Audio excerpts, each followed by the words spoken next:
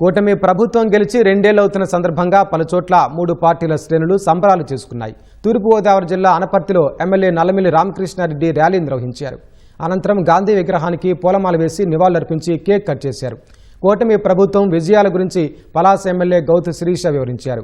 రెండేళ్ల పాలనపై వైసీపీ బహిరంగ చర్చకు రావాలని కూడా చైర్మన్ సోమిశెట్టి వెంకటేశ్వర్లు కర్నూలులో సవాల్ విసిరారు.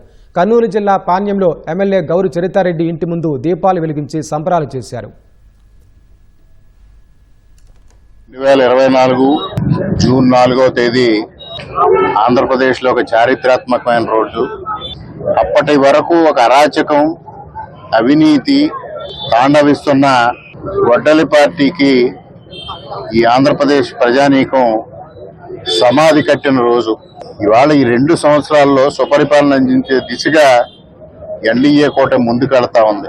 ఇంత చక్కటి పరిపాలన అందిస్తున్న కూటమికి, ఎన్డీఏ కూటమికి ప్రజలు మద్దతు తెలియజేస్తా ఉన్నారు.